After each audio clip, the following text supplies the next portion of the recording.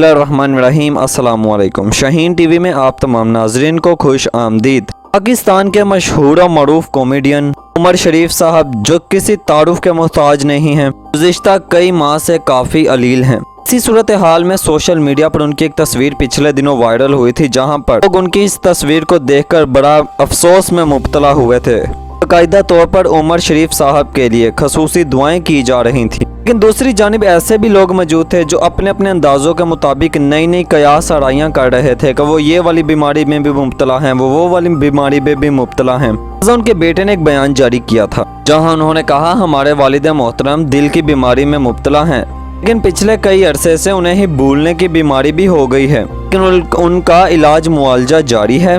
इंशाअल्लाह ताला वो बहुत जल्द सेहतयाब हो जाएंगे। शाहीन टीवी ने भी इस हवाले से लोगों को आगाह किया, लेकिन गुज़िश्ता रोज ही एक खबर सामने आई जब डॉक्टर्स ने उमर शरीफ साहब का मेडिकल किया तो पता चला कि उमर शरीफ साहब का जो इलाज है बैरून मुल्की हो सकता है। उनमें एक अमेरिका, दूसरा फ्रांस है। अब ऐसी सूरत हाल में उमर शरीफ साहब के ताल्लुकात भी बड़े बड़े लोगों से रहे हैं।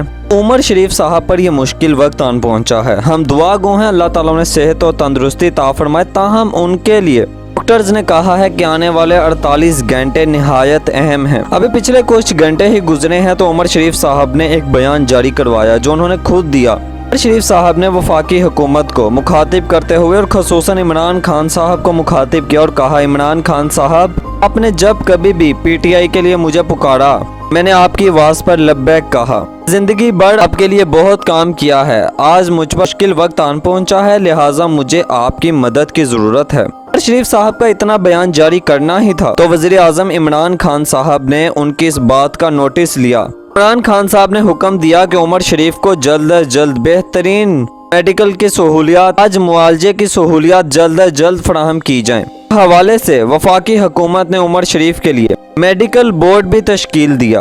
बोर्ड जल्द अज जल्द उमर शरीफ साहब के तमाम तर चेकअप करेगा, उनके टेस्ट करेगा और फिर यह फैसला करेगा कि उन्हें ही बैरून मुल्क कब भेजना है। हवाले से गवर्नर सिंध इमरान इस्माइल और वफाकी वजीर फवाद चौधरी साहब आज उमर शरीफ की इयादत करने के लिए बाकायदा तौर पर पहुंचे अस्पताल, जहां पर उन्होंने उमर शरीफ साहब की इयादत की और बाद में मीडिया से गुफ्तगू करते हुए उन्होंने कहा, उमर शरीफ साहब से हमने मुलाकात की है, आज भी उनका डायलिसिस हुआ है। उन्होंने इमरान खान साहब से मदद की अपील की थी। हम इमरान खान साहब के हुक्म पर उमर शरीफ साहब से मिलने आए हैं और वज़ीर आज़म इमरान खान साहब ने वफाकी वज़ीर सेहत को यह हुक्म दिया है, उमर शरीफ के केस की जांच करें जल्द अज जल्द, देखें कि उमर शरीफ को किस तरह से मदद दी जा सकती है। डॉक्टर्स जो भी उमर शरीफ साहब के हवाले से फैसला करेंगे, वफाकी हुकूमत उन्हें ही भरपूर किस्म की मदद फराहम करेगी। तो डॉक्टर्स का बोर्ड ये फैसला करेगा, उन्हें ही एयर एम्बुलेंस चाहिए, बिजनेस क्लास चाहिए। इस हवाले से जो भी डॉक्टर्स फैसला करेंगे, वज़ीर आज़म इमरान खान साहब ने उन्हें ही यकीन दहानी करवा दी है, उमर शरीफ की भरपूर किस्म की मदद होगी, उसे फिक्रमंद होने की जरूरत नहीं है।